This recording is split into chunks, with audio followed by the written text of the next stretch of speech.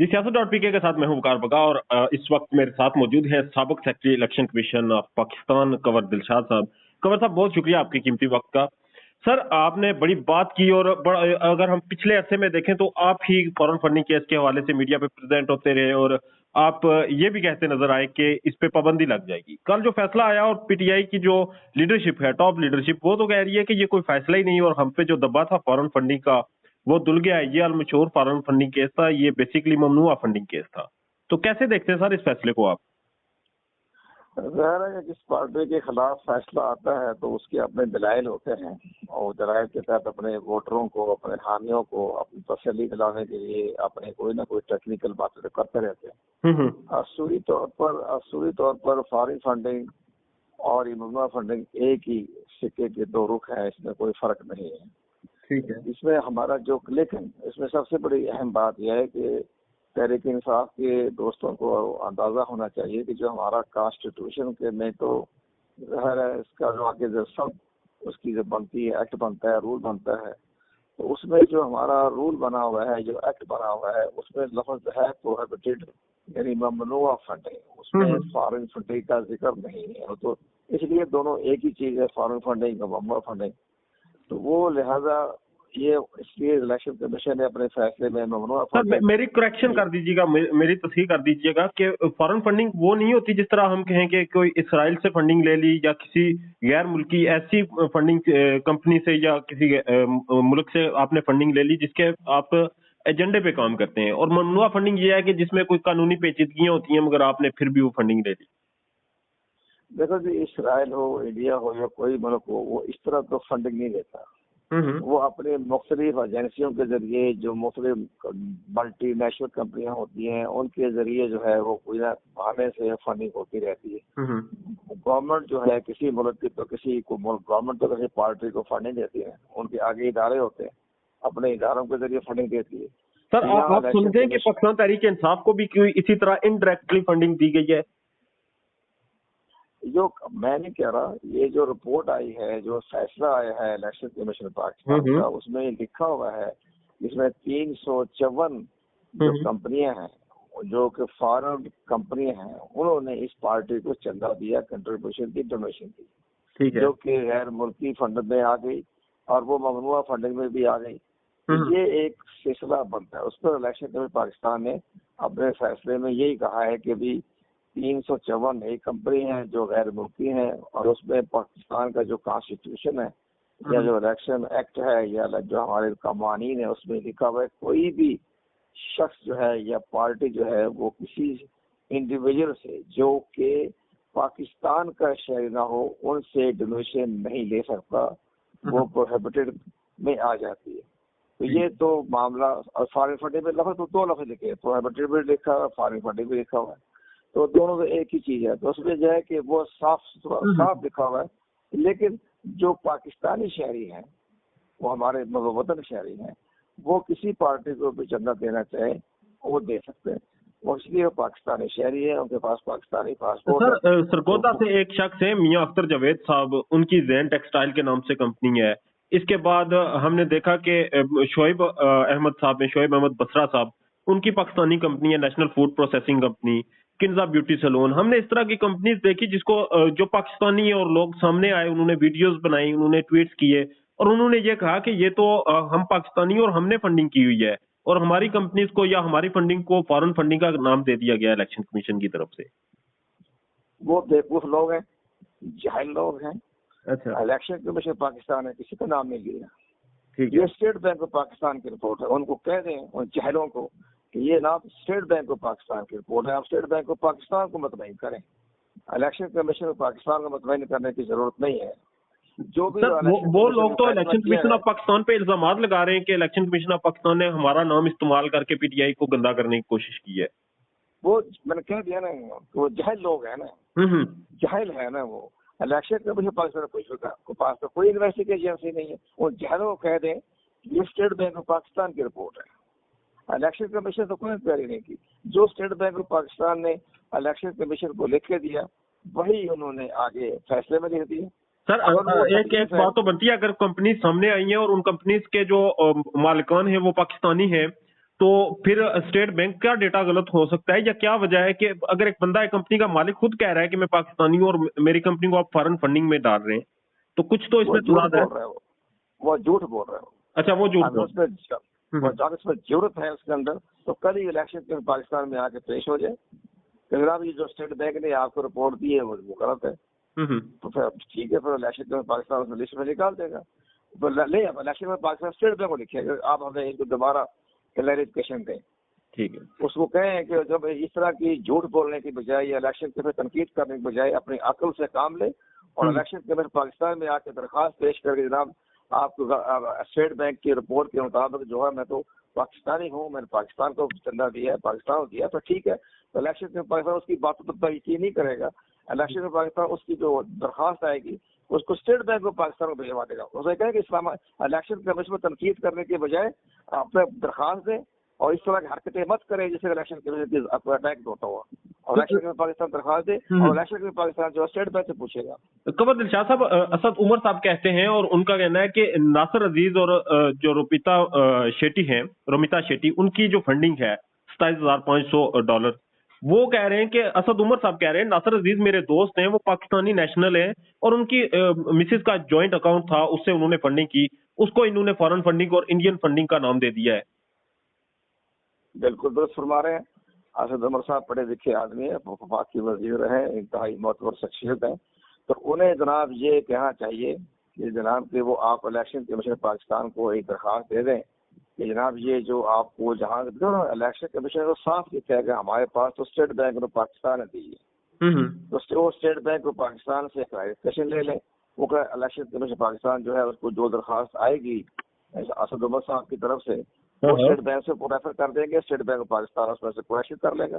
ये तो मुल्क का इदारा है, मुल्क का कॉन्स्टिट्यूशनल इदारा है, जिसको तकलीफ होती है जाके तनकीद करने की बजाय कि हमें इलेक्शन कमीशन ब्लैकमेल कर रहा है या पीटीआई को ब्लैक कर रहा है, वो शर्म आनी चाहिए उनको।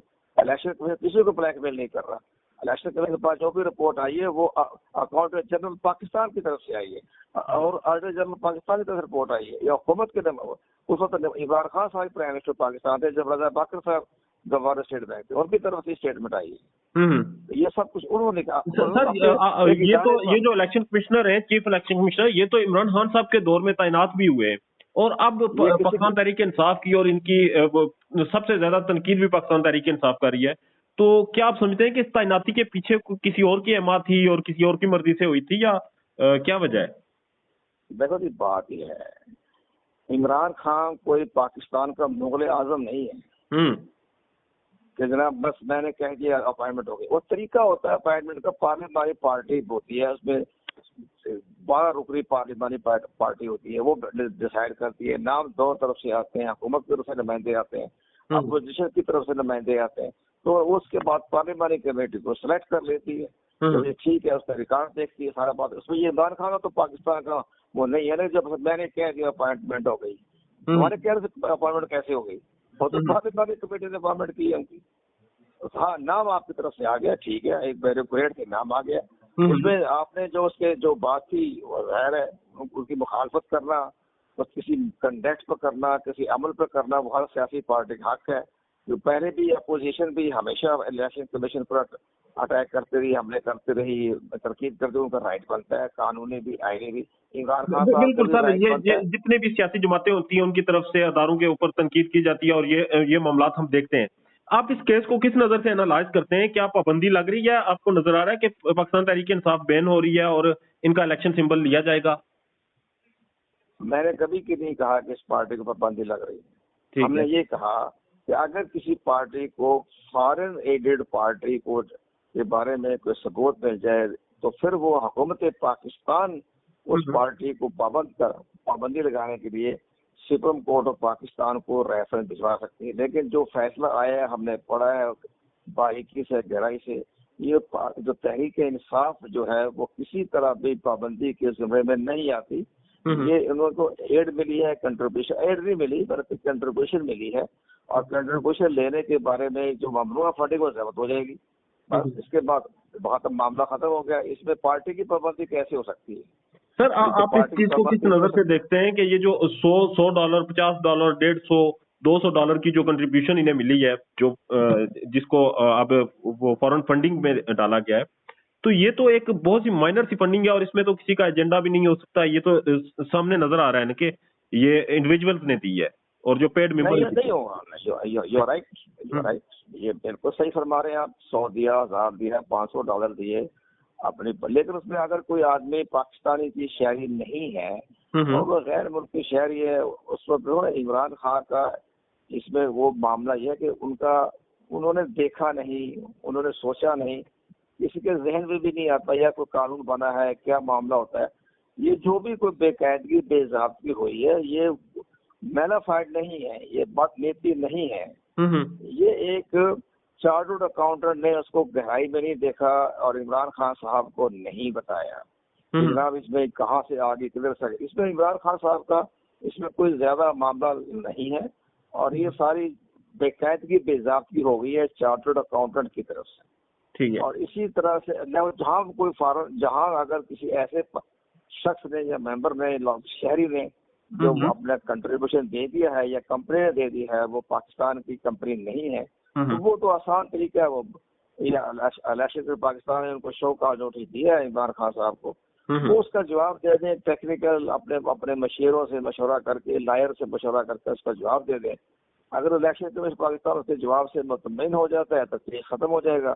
अगर मुतमईन नहीं होता तो जो फॉरेन फंडिंग और state bank of Pakistan foreign funding कहे, इसको ममनुआ फंडिंग कहे, बात तो एक ही है। वो फिर इलेक्शन कमीशन पाकिस्तान जो है वो फंड जब्त कर लेगा, हुकूमत पाकिस्तान के हवाले कर देगा, बस काम खत्म, चैप्टर क्लोज।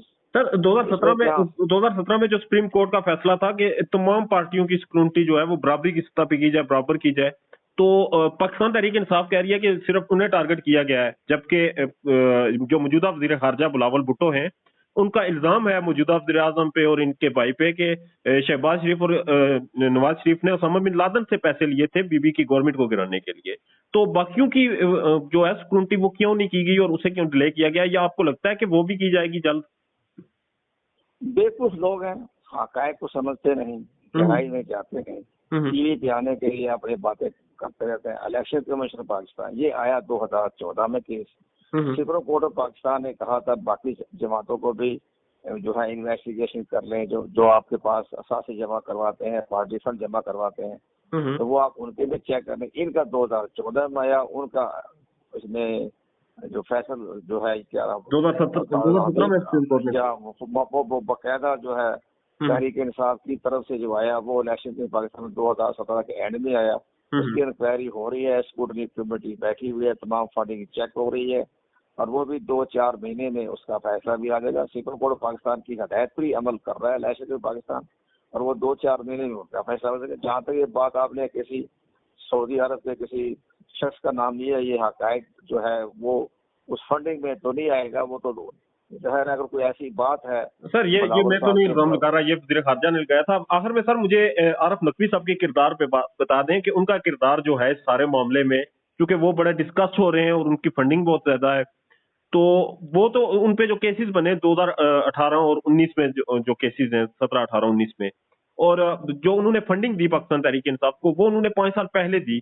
तो आप क्या समझते हैं कि जिस तरह इलेक्शन कमीशन ने कहा जी वो एक शख्स है जिस पे केसेस हैं और तहरीक इंसाफ के जो लीडरशिप है वो कह रही है कि ये फैसला तो हमें लग रहा है कि जिस तरह 6 साल पहले लिखा गया था कि केसेस उन पे बाद में बने और पहले उन्होंने पाकिस्तान तहरीक इंसाफ को क्या पता था कि उस शख्स पे इल्जामात हैं या वो शख्स कहीं पे कन्विक्टेड हो सकता है या नहीं हो सकता। ठीक कह रही है, तहरीक इंसाफ का नुक्ता नजर बिल्कुल दुरुस्त है और ये वो दुरुस्त कह रहे हैं इस लिहाज से। लेकिन जहाँ तक रिपोर्ट के मुताबिक, फैसले के मुताबिक जो है आरिफ नकवी साहब वो उनका बकायदा वो 2008 से लेकर 2013 तक जो है अकबर बाबर ने जो कंप्लेंट की है उसमें उनका जिक्र किया हुआ है। वो 2008 से 2013 के दौरान में उन्होंने पैसा दिया और जब चंदा इकट्ठा किया, क्रिकेट खेला, क्रिकेट मैच खेला, वो पैसा पाकिस्तान में आ गया, तो वो ममनुआ फंडिंग में आ जाएगा, वो जब्त हो जाएगा, उसमें कोई ऐसी बात नहीं है। वो बाकी जहाँ तक आरिफ नकवी साहब बहुत बड़े अरबपति डॉलरों के मालिकों में से थे, अब था पर के बेचारे उनके खिलाफ केस चल रहे हैं और किसी मामले वगैरह से पाकिस्तान की सियासत का या पाकिस्तान के किसी मामले का कोई ताल्लुक नहीं है। वो उनका एक अमेरिका का मामला है, मनी लॉन्ड्रिंग का मामला है, तो उसको 220 साल की सजा अमेरिका ने दी है तो वो सजा देता रहेगा, उसमें पाकिस्तान का तो कोई दखल-अमल नहीं है। एग्जैक्टली सर, ठीक है। उसमें ना पाकिस्तान दखल, ठीक है, इमरान खान के वो अच्छे दोस्तों में से रहे हैं, और इमरान खान को तो नहीं पता था ये शख्स जो है किस मुकदमे में मामला है या क्या इसका कारोबार है, क्या मनी लॉन्ड्रिंग कर रहा है, तो इमरान खान साहब को तो नहीं पता था, किसी को भी नहीं, हमें भी नहीं पता था। अब पता चला कि ऐसा आदमी था कोई, तो वो भी कोई ऐसी कोई ममनुआ फंडिंग का जब्त हो जाएगी। इसमें तो कोई घबराने वाली कोई बात ही ना, पार्टी तो हरफ आएगा ना किसी पे आएगा, सब कुछ काम चलता रहेगा। और इलेक्शन में हिस्सा लें, इमरान खान पाकिस्तान के इंतहाई पॉपुलर, इंतहाई मकबूल तरीन लीडर हैं। आप लोगों को चाहिए कि इस तरह के जो इदारों के बारे में बात करने में जरा गुरेज करें। इदारे उन्हीं के काम है, उन्हीं के मतहत रहें। आइंदा प्राइम मिनिस्टर बनेंगे तो इदारे उन्हीं के मतहत रहेंगे, और इदारे पाकिस्तान के हैं और पाकिस्तान सबका है, इदारे पाकिस्तान के साथ। तो जब ये हम भी गुजारिश करेंगे आपके जरिए से, इदारों के साथ आपको तनकीद जरूर करें, उनकी कारकर्दगी पर तनकीद करें। अगर वो कोई करप्ट है उनको मंजरियाम पर लेके आए, तो हक बनता है, ये तो पाकिस्तान की खिदमत है भाई। लेकिन किसी जाती शख्स पर हमला करने की बजाय इदारों की कारकर्दगी पर आपने एतराज है तो बाकायदा एतराज करें और मुस्बत तनकीद करें जिसका कोई फायदा भी हो मुल्क को भी और मुल्क में इदारे भी फायदा, इदारा भी समझे कि मेरी गलतियां जो है वो सामने आ गई है, मंजरियाम पे आ गई, तो वो भी अपने आप को इस्लाह करें। ठीक हो गया। कंवर दिलशाद साहब बहुत शुक्रिया सर आपके कीमती वक्त का।